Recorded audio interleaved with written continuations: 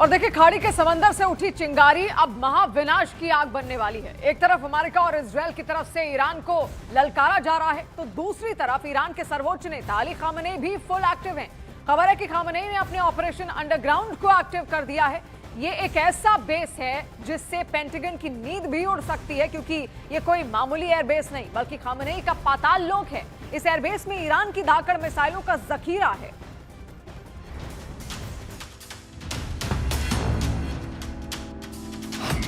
Khamenei के अदृश्य लोक से उड़ी ट्रंप नेतन्याहू की नींद। अमेरिका की धमकियों के बीच खामेनेई का बिग प्लान रेडी। अमेरिका के खिलाफ खामेनेई का ऑपरेशन अंडरग्राउंड एक्टिव। ईरान में जमीन से नीचे बने जंगी हवाई जहाजों के इस ठिकाने का नाम ईगल 44 है। दावे के मुताबिक इस एयरबेस पर किसी भी एयरफोर्स मिशन के लिए नए लड़ाकू विमानों को लाकर फौरन रेडी किया जा सकता है। ईगल 44 सिर्फ एक बेस नहीं बल्कि खामेनेई का वो पाताल लोक है जहां से अमेरिका पर पलटवार का ब्लूप्रिंट तैयार किया गया है। ईरान के सर्वोच्च लीडर खामेनेई का ये वो बेस है जिसे पहाड़ों के सीने को चीर कर बनाया गया है, जिसे भेद पाना अमेरिका के बंकर बस्टर बमों के लिए मुमकिन नहीं होगा। हजारों फीट गहराई, कंक्रीट की अभेद्य दीवारें और उन सुरंगों में गरजते ये फाइटर जेट, ये है ईरान का ईगल 44, जो फरवरी 2023 से पूरी तरह से ऑपरेशनल है।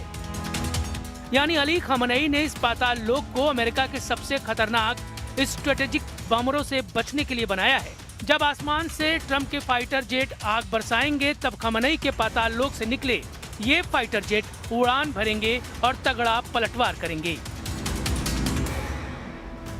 अब ये भी जानना जरूरी है कि खामेनेई का ये पाताल लोक क्यों अभेद्य है। दरअसल ईरान ने ईगल 44 को जागरोस पहाड़ के भीतर बनाया है, जो पूरी तरह से एक्टिव है। ऐसे में अमेरिका के टनों वजनी बम भी इन अंडरग्राउंड एयरबेस पर बेअसर होंगे। इसके अंदर ईंधन, नेविगेशन और मरम्मत सुविधाएं मौजूद हैं। ईगल 44 के अंदर फाइटर जेट के पायलटों के लिए महीनों तक अंदर रहने का इंतजाम है। इलेक्ट्रॉनिक वॉरफेयर से लैस है, यानी दुश्मन के रडार और जीपीएस को जाम करने की तकनीक है। सुरंगों के जाल की वजह से कहीं से भी टेक ऑफ और लैंडिंग संभव है। ईरान में ऐसे ठिकानों का मकसद ये है कि अगर रनवे या सतह के एयरबेस नष्ट भी हो जाएं, तो एयरफोर्स सुरक्षित रहकर बाद में जवाबी कार्रवाई कर सके। अमेरिका के पास गहरे बंकर तोड़ने वाले बम हैं, लेकिन पहाड़ों के भीतर बने ठिकानों को पूरी तरह से नष्ट करना अभी भी चुनौतीपूर्ण है। यही नहीं, ईरान का ये अंडरग्राउंड एयरबेस होर्मुज स्ट्रेट के इतना करीब है कि अमेरिकी युद्धपोतों पर भी हमले किए जा सकते हैं, लेकिन साथ ही इतना अंदरूनी भी है कि प्राकृतिक ग्रेनाइट की परतों और वायु रक्षा बैटरियों से सुरक्षित है। ईरान के सैन्य कमांडर पहले भी अमेरिका और इजराइल को साफ कह चुके हैं कि ईगल 44 जैसे कई अंडरग्राउंड एयरबेस ईरान की सरजमी के नीचे एक्टिव हैं। ईरान का मैसेज सीधा है, अगर अमेरिका ने हमला किया तो खामेनेई का पलटवार इतना भीषण होगा कि इजराइल ही नहीं बल्कि वो तमाम देश भी नक्शे से मिट जाएंगे जिन्होंने अपनी धरती का इस्तेमाल ईरान के खिलाफ करने दिया। दावे के मुताबिक ही रूस के सबसे घातक सुखोई 35 फाइटर जेट्स भी इसी अदृश्य लोक का हिस्सा हैं। खामेनेई जानते हैं, अगर जंग हुई तो सीधी टक्कर नहीं बल्कि गुरिल्ला वॉरफेयर ही अमेरिका को घुटनों पर लाएगा। इसीलिए पहाड़ों के अंदर ये दुनिया बसाई गई है, जहां से अमेरिका पर पलटवार की हर घड़ी निगरानी की जा रही है।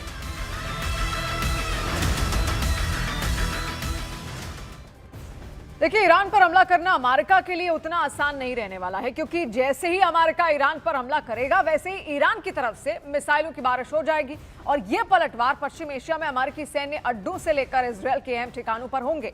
अब आपको ईरान के गुप्त अड्डे बताते हैं जहां से सैन्य ऑपरेशन किए जाएंगे। तो सबसे पहले आपको बताते हैं ईगल 44 अंडरग्राउंड एयरबेस के बारे में। ईगल 44 जाग्रोस पहाड़ के भीतर एक्टिव एयरबेस है। इस एयरबेस के अंदर धाकड़ मिसाइलों का जखीरा है और यही नहीं, ये एयरबेस अमेरिका के टनों वजनी बमों से सुरक्षित है। इसके अंदर अंडरग्राउंड हैंगर और कमांड सेंटर है। इसके साथ ही ईगल 44 के अंदर फाइटर जेट और ड्रोन्स का जखीरा भी मौजूद है। अब आपको ईरान के सुप्रीम लीडर अली खामेनेई के दूसरे अदृश्य लोक यानी दूसरे अंडरग्राउंड बेस के बारे में बताते हैं। देखिए, ईरान की सेना का एक अंडरग्राउंड ड्रोन बेस है जिसमें खतरनाक मिसाइलों से लैस ड्रोन का जखीरा है। इस अंडरग्राउंड ड्रोन बेस के केरमशाह शहर के पास होने का दावा किया जाता है। इस बेस के अंदर काउंटर अटैक करने की तैयारी में ड्रोन्स तैनात रहते हैं। और ईरान की सेना का तीसरा दृश्य लोक कोर्गो मिसाइल बेस भी है। अब हमको इसकी खूबियां भी बताते हैं। देखिए, कोर्गो मिसाइल बेस एक बैलिस्टिक मिसाइल लॉन्च साइट है। ईरान में यह मिसाइल बेस हमोगजिन प्रांत के चट्टानी इलाकों में मौजूद है। खामेनेई का यह मिसाइल बेस यूएस नेवी के एविएटर को टारगेट करने में सक्षम भी है और इसके साथ ही यहां से अमेरिका और इजरायल के मिसाइलों के हमले को नाकाम करने में ईरानी सेना सक्षम है। अब ईरानी सेना के पास ऐसे कई अंडरग्राउंड बेस हैं जहां से अमेरिका और इजरायल पर पलटवार किया जा सकता है। ऐसी ही एक अंडरग्राउंड मिसाइल सिटी है जहां बड़ी मात्रा में प्रोजेक्टाइल और ड्रोन स्टोर किए गए हैं। इस मिसाइल सिटी में कायम 5 मिसाइलों से लैस कई ड्रोन तैनात हैं जो तबाही मचाने के लिए बिल्कुल तैयार हैं। और देखिए, ईरान से जंग में अगर अमेरिका को ऐसा लग रहा है कि वो ईरान पर हमले करके विजय पा लेगा तो ये कंफ्यूजन अमेरिकी सेना दूर कर दे, क्योंकि बीते 2 दशक में ईरान ने अपने पास मिसाइलों का जखीरा तैयार कर लिया है। ईरान के पास हाइपरसोनिक मिसाइलों की बड़ी खेप है जिसे दुश्मन के खिलाफ ईरान की रक्षा की गारंटी माना जाता है।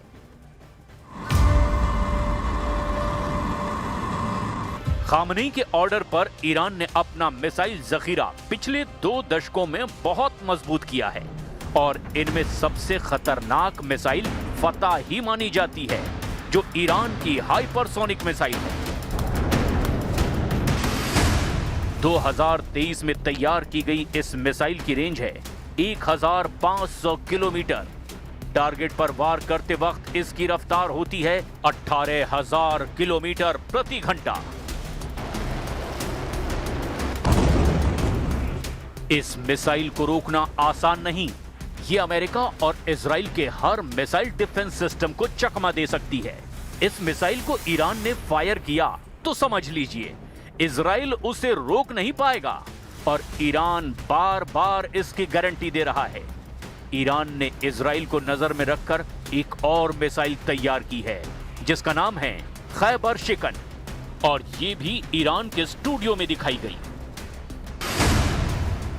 खैबर के दरवाजे को तोड़ने वाली मिसाइल यानी खैबर शिकन 2022 में तैयार की गई इस मिसाइल की रेंज 1400 किलोमीटर से भी ज्यादा है। अपने टारगेट पर गिरते वक्त इसकी रफ्तार होती है 11,000 किलोमीटर प्रति घंटा। तब ये 1 सेकंड में 3 किलोमीटर का फासला तय करती है। ऐसी ही मिसाइलों पर नेतन्याहू फुल स्टॉप लगाना चाहते हैं। इजराइल की डिमांड है कि ईरान के मिसाइल कार्यक्रम को बंद कराया जाए, उसकी रेंज 480 किलोमीटर तक ही सीमित कर दी जाए। लेकिन ईरान ने साफ कर दिया है कि ना मिसाइलों की रेंज कम की जाएगी और ना ही इजराइल की कोई और ख्वाहिश पूरी की जाएगी। अपने मिसाइल जखीरे को ईरान सबसे बड़ी ताकत मानता है और वो अपनी ताकत को किसी भी कीमत पर कम नहीं होने देगा। ईरान की एयरफोर्स इजराइल या अमेरिका के आगे कहीं भी नहीं टिकती। यही वजह है कि ईरान ने सबसे ज्यादा फोकस मिसाइल टेक्नोलॉजी पर किया है। इसी में उसकी सुरक्षा की गारंटी मानी जाती है। जून 2025 में 12 दिन चले युद्ध के दौरान ईरान के सामने सबसे बड़ी चुनौती इजराइल था। इजराइल में ही ईरान ने सबसे ज्यादा मिसाइल दागी थी, लेकिन खाड़ी देशों के आसपास अमेरिका के अड्डों को तबाह करने के लिए ईरान की मिसाइल है जुल्फिकार। ये मिसाइल भी ईरान के स्टूडियो में दिखाई गई।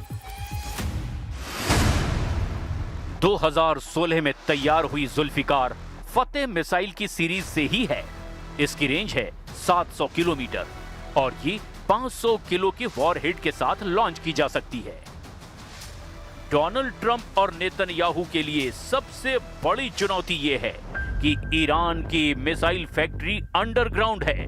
पहाड़ों में बनी सुरंगों में मिसाइलों के गोदाम हैं और ये गोदाम पूरे ईरान में फैले हुए हैं। इनको पूरी तरह खत्म करना ना इजराइल के बस की बात है और ना ही अमेरिका ऐसा कर पाएगा। برای ما باید اسرائیل هم در نظر بگیره. یکی از مانع‌های اصلی که هست اسرائیل نمیذاره این مذاکرات به نتیجه برسه. امیدواریم که به نتیجه مثبت برسه. ما خوشبینیم و همیشه خوشبین هم بودیم. ऐसी ही मिसाइलों के जरिए ईरान ने पूरे पश्चिम एशिया में अपनी धाक जमाई है।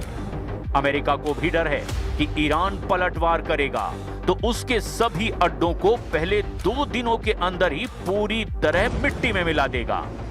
जुल्फिकार जैसी ही मिसाइलों के जरिए ईरान ने पश्चिम एशिया में आईएसआईएस के अड्डों को खत्म किया है, चाहे वो सीरिया हो या फिर इराक। ईरान की फतेह मिसाइल वाली फैमिली उसकी छोटी दूरी की मिसाइलों की सबसे बड़ी ताकत मानी जाती है।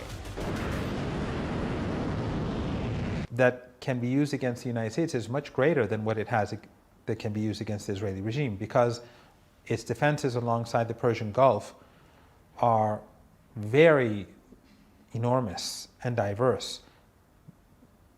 Short-range missiles, medium-range missiles, countless drones, submarines, everything in the Persian Gulf, and on the other side of the Persian Gulf where US bases exist, can be easily destroyed. This is not a war that the United States can win. We don't want war, and we have never initiated conflict, neither with the United States nor with the Israeli regime. But if the United States attacks Iran, it will be a fight for our survival. Israel के पास इस बात की पुख्ता report है कि Iran हर महीने सैकड़ों missile बना रहा है।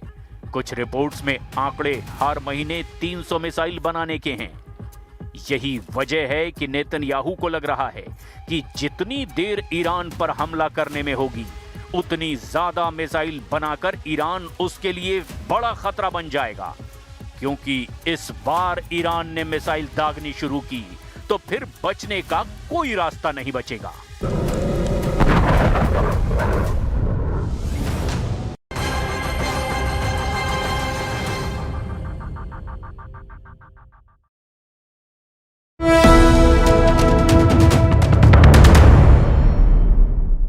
तो देखिए, अब खबर है वॉर से जुड़ी हुई। अमेरिका और ईरान के बीच चल रहे तनाव से जुड़ी बहुत बड़ी खबर सामने आ रही है। भारतीय दूतावास ने सभी भारतीयों से ईरान छोड़ने को लेकर एडवाइजरी जारी कर दी है। ईरान में चल रहे सभी भारतीयों को ईरान छोड़ देने की एडवाइजरी जारी कर दी गई है। दरअसल अमेरिका की तरफ से ईरान में हमले की धमकी दी गई है।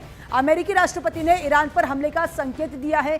उधर ईरान के सुप्रीम लीडर भी अमेरिका की धमकियों से बेपरवाह दिख रहे हैं और अमेरिका पर पलटवार की धमकी देते हुए नजर आ रहे हैं। इन सब तनाव को देखते हुए भारतीय दूतावास ने सभी भारतीयों को ईरान छोड़ने की सलाह दे दी है।